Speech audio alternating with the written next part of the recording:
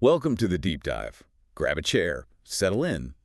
We're about to plunge into some material that really challenges fundamental ideas about who we are as humans. Yeah, some really big We're questions. asking, are people deep down good or bad? We've got research, history, some surprising stories, mostly from a book called Humankind, A Hopeful History, that really push back against that, conventional grim view. It does strongly push back. So our mission in this deep dive is to pull out the most important nuggets, the key insights, help you cut through the noise. Okay, let's unpack It's that. a huge question, isn't it? It runs through Yeah. philosophy, psychology, how we build societies even. Right. And what's compelling here is how this material just sort of systematically dismantles that pessimism that often feels like common sense. Absolutely. And it kicks off with something really counterintuitive. Like, think about disaster response. Okay. Movies always show total breakdown, right? Chaos, people turning on each other. Always. The apocalypse scenario. But the reality, according to this material, it's starkly different. Take Hurricane Katrina. Instead of anarchy in New Orleans, what actually flooded the city was courage, charity. Yeah, and that's not just one story. The Disaster Research Center, University of Delaware, I think. They've studied almost 700 disasters since, 1963. Wow, 700. And they consistently find there's never total mayhem. Crime, especially violent crime, it typically drops. Drops. Yeah. People stay calm, they act, and there's this widespread. The quote is, free and massive giving and sharing of goods and services. Altruism just swamps the looting. That completely flips the script on what we normally see or Oh, hear. it really does. So the insight there is our instinct in a crisis isn't panic and selfishness. Yeah. It's courage, cooperation. Exactly. A total inversion of the popular narrative. Which, feeds this bigger pessimism. Yeah. There's a survey mentioned. Most people in many countries think the world's getting worse. Right, despite the evidence. Because the data presented here, well, it tells the opposite story. Over recent decades, extreme poverty plummeted, war victims down, child mortality, crime, famine, child labor, disaster deaths, plane crashes. Yeah. Almost everything shows we're living in the richest, safest, healthiest time ever. So the big takeaway is this huge disconnect, perception versus reality. Oh, yeah. The world's better by the numbers, demonstrably, but most people feel it's worse. And the reason given is almost too simple. The news. The news. It focuses on the negative. Bad news sells. Good news. Yeah, Oh. doesn't bleed, doesn't Yeah. lead, right? Creates a skewed picture. And this pessimistic view, it's not new. The sources trace it way back in Western thought, Oh, yeah. from Orthodox faith, seeing human nature as depraved, needing that thin gloss of piety, to Enlightenment thinkers who, valued reason, but still saw us as needing a coating of reason to cover the rot. You see it everywhere. Machiavelli calling men ungrateful, fickle hypocrites. John Adams, American founder, said all men would be tyrants if they could. Even Freud saw us as descended from endless generations of murderers. It's a long, grim history of thought. And the material digs into why this cynicism is so sticky, so persistent. It uses this analogy, veneer theory. Veneer theory. Yeah, the idea that civilization is just a thin veneer over our basic selfish nature. And it's like the Hydra myth. You chop off one argument. Two more pop up. Exactly. It's like a zombie theory. Keeps coming back. Huh. And the sources suggest that having a hopeful view is actually seen as threatening, subversive even. Yeah, to powers that kind of rely on controlling us by believing we're selfish beasts. Because if we aren't inherently selfish... Maybe we don't need so much controlling. Fewer micromanagers, maybe fewer career politicians if people are engaged. Right. Different structures might be needed. Plus, it's just easier to be a cynic, isn't it? How so? Well, prophets of doom sound profound, and their predictions are hard to disprove. You can always say, just wait, or, my warning stopped the worst. Hope takes more work. It's provisional. That's a really strong point. Okay, so we've got this pervasive grim view, its history, why it sticks. But what if the evidence for it is flawed? Or maybe there's other evidence we ignore. Exactly. The sources pivot here to some really compelling alternative, starting with a true story.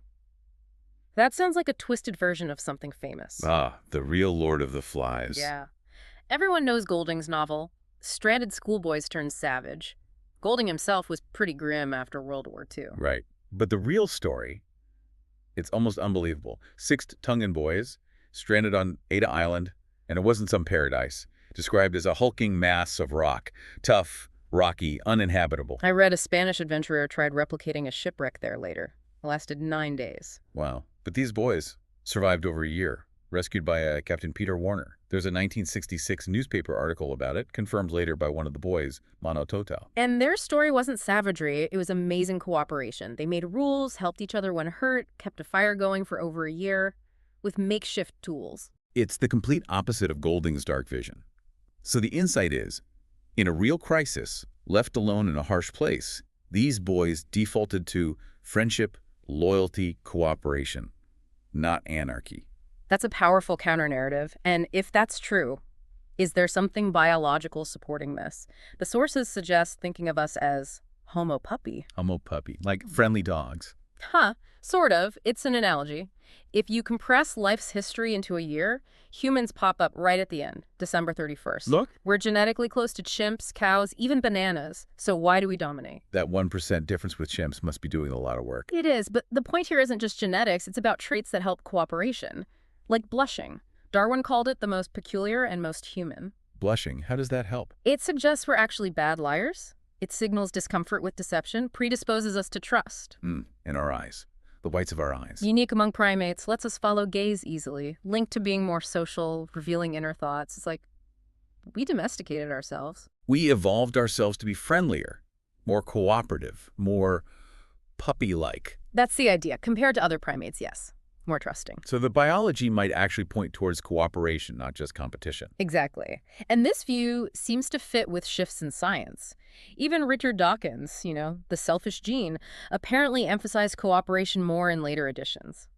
Modern biology sees cooperation as a major evolutionary force now. And this connects to early human societies too. Hunter-gatherers. Described as often egalitarian, no rigid hierarchies, kings, aristocrats, they idolized the collective.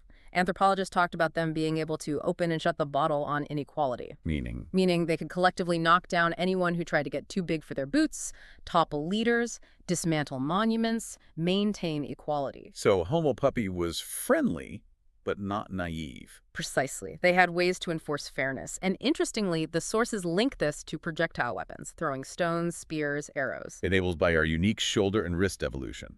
Yeah. Not just for hunting, maybe a simple way for the group to enforce egalitarianism, to challenge potential dominators from a safe distance. Wow. Throwing stones is early democracy. That's quite a thought. Isn't it? So the insight is our earliest social structures might have been based on collective equality, cooperation. It's the Homo puppy idea. Yeah, it pushes back hard against that idea that hierarchy and dominance are just natural, inevitable. Okay, so if our nature leans cooperative and early history reflects that, what about those famous psychology studies?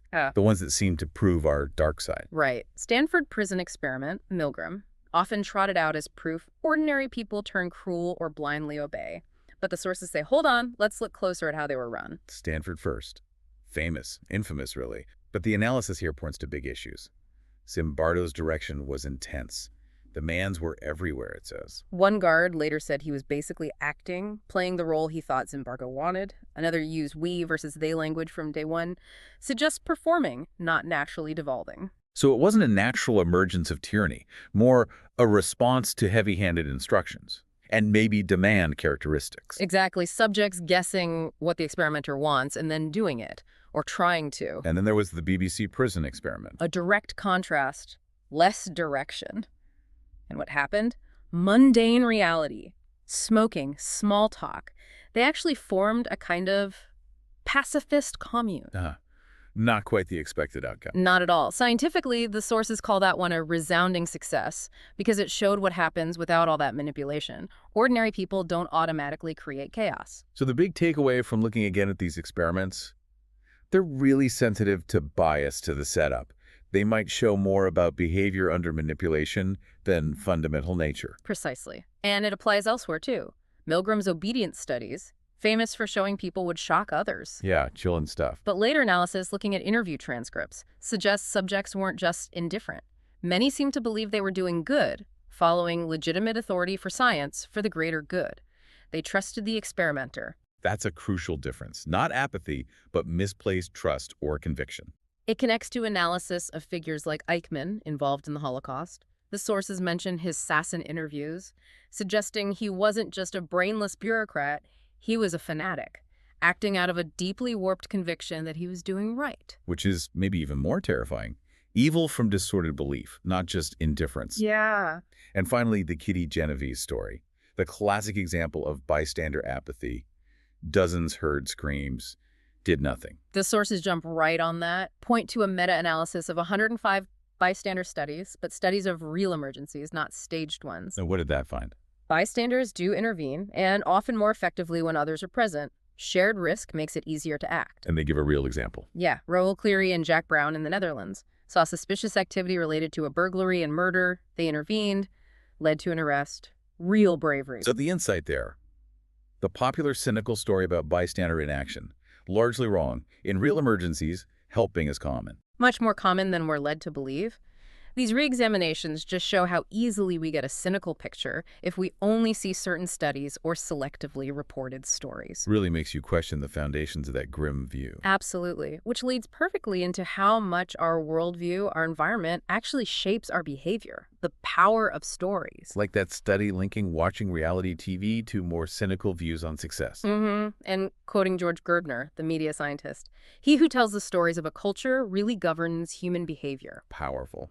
The crucial point being, the stories we're told, the narratives in our culture, they shape our expectations, and our behavior follows, so we need different stories. This echoes Rousseau, right, his counter-narrative. Exactly. He argued civilization corrupted us, not the state of nature. Agriculture, cities, states. That's what led to inequality, cynicism. He even thought the printing press just spread bad ideas, like Hobbes's. And some recent archaeology seems to back him up, finding egalitarian ancestors who could, like you said, open and shut the bottle on inequality. Yeah, suggesting rigid hierarchy isn't innate. The insight is the system. The environment matters hugely, not just nature. The sources also link cynicism to leadership models. Machiavelli's influence is still everywhere, right? The Godfather, House of Cards, basically footnotes to him. Pretty much. And it raises the question, is shamelessness necessary for power? Which connects back to that blushing research, humans are actually bad liars. So how do the shameless rise? Suggests mediocrities, media-saturated societies focusing on the abnormal might reward shamelessness. Survival of the shameless, they call it. Those least affected by social cues rise up. This leads to the Pygmalion effect. High expectations becoming self-fulfilling prophecies. Rosenthal's work, confirmed in hundreds of studies. Teachers expecting students to do well, they often do. Managers expecting employees to succeed, they often do. And the reverse is true too. Negative expectations, negative outcomes. Right. And the sources wonder, could our collective expectations about human nature itself be shaping reality? That Duke University example is wild. The one with the gibberish. Yeah. Students accepting computer-generated nonsense is profound just because they were told experts wrote it. Shows how easily context and perceived authority sway us. The insight is just, wow, what we expect from people, from humanity. It can actually influence what we get. Our worldview isn't just describing things, it's performing them. Yeah, creating them in a way. And applying this to organizations. Contrast Frederick Taylor's old scientific management view. Which saw the ideal employee as a brainless robot needing constant measurement, carrots, and sticks. Assumes people are inherently lazy, selfish. With Just de Blok's Buurtzorg model in Dutch healthcare. Totally different. No managers, no targets, no bonuses, small autonomous nurse teams. Built on trust. And it works. Hugely successful because it empowers the doers, the nurses who actually know what's needed, whose ideas managers often miss. The sources argue the market model, treating care as a product, was imposed assuming selfishness. But the natural inclination is solidarity. Buurtzorg taps into that. So the insight is, institutional design is crucial. Design for cynicism, you get cynicism. Design for trust, you might get trust and better results. Calls for institutional diversity, strong community foundations. And this applies to education, too. Are we too focused on grades, competition, parental pressure? Surveys show kids feel parents prioritize grades over compassion. Are we losing spontaneity? Playfulness. It brings up those junk playgrounds from 1940s Denmark. Carl Theodor Sørensen, unstructured, messy spaces where kids were in charge. A kid's dream. Compared to today's standardized, maybe sterile playground. Bro, the Agora School, Chef Drummond's model. Self-directed learning, mixed ages. Bullying is rare because difference is just normal there. But there's tension, right? Yeah. Between these models and standardized tests, funding pressures. Huge tension, which forces the question, what is education really for? Grades, salaries, or curiosity, kindness, resilience? And the sources make a really profound connection here. Lack of play, to depression. Quoting psychologist Brian Sutton Smith, "The opposite of play is not work. The opposite of play is depression." Wow. The insight is stark. Our current systems of work and education, often lacking freedom, intrinsic motivation, playfulness, they might actually be contributing to the global depression epidemic. That's heavy. But it directly links the structures we build to our well-being. Our systems aren't neutral. They shape us. Deeply. So if systems can bring out the worst, can different systems bring out the best? Let's look at hope, forgiveness, a new realism. Norway's prison reform comes up. Yeah, the dynamic security model. Halden, Bastille prisons. It's not about static security bars, cameras mainly. It's about guards building relationships. How does that work? Guards get 2 years training. They learn talking, relating is key. One guard said, "Talking to the guys, that's our weapon." There's a principle of normality. Life inside should mirror outside life as much as possible, because most inmates will be neighbors again. And the result? Compelling. Nearly 50% lower reoffending rates than community service or fines even. That's huge. The insight is clear. Dignity, relationships, trust-based rehabilitation. It works. Much better than punitive systems built on cynicism.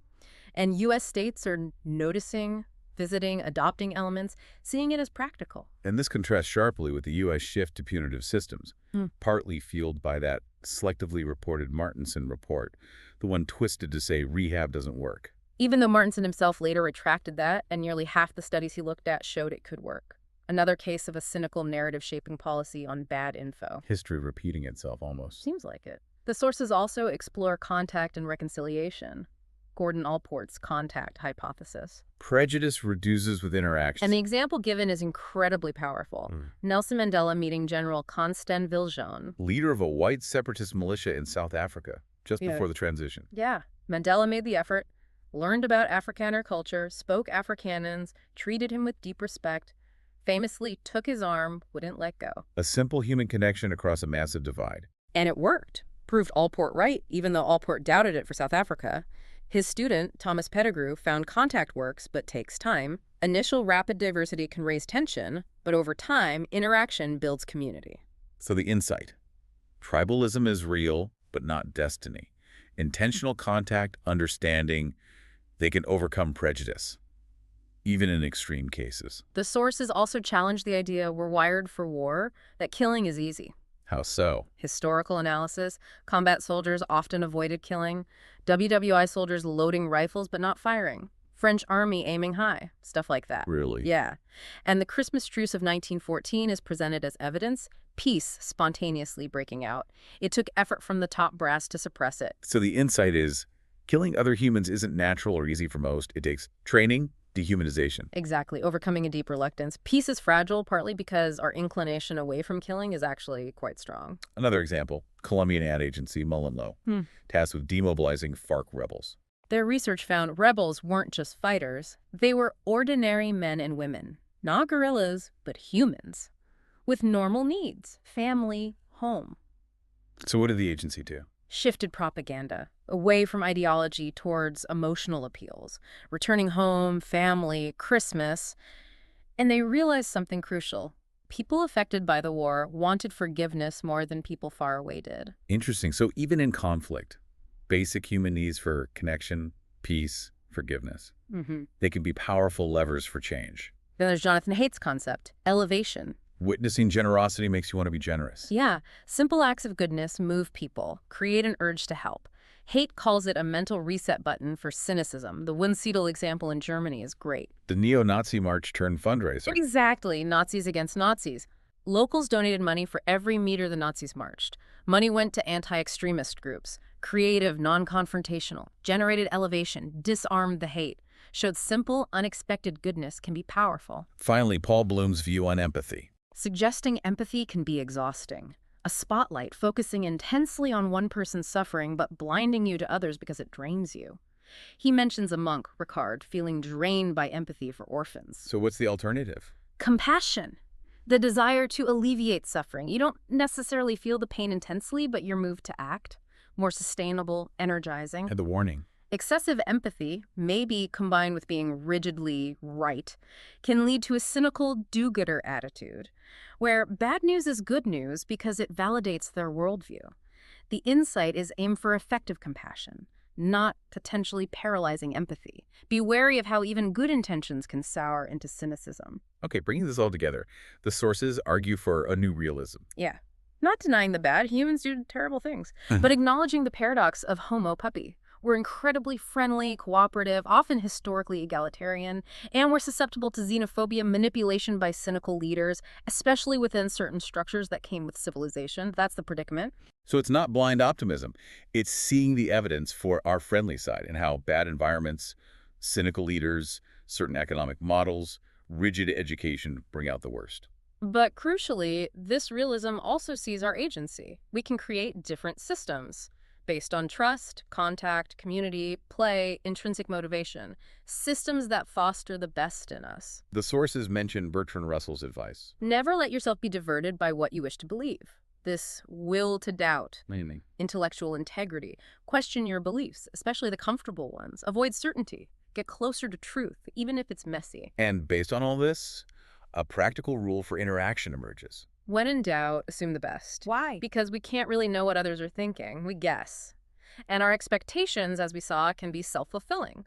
Starting with cynicism might create cynicism. Starting with trust might foster trust. It feels more grounded, more effective maybe. The argument is that it is. It's a realism rooted in the evidence of our better nature, alongside awareness of the pitfalls. So, thinking about all this, the Pygmalion effect, expecting the best, bringing out the best, the link between lack of play and depression.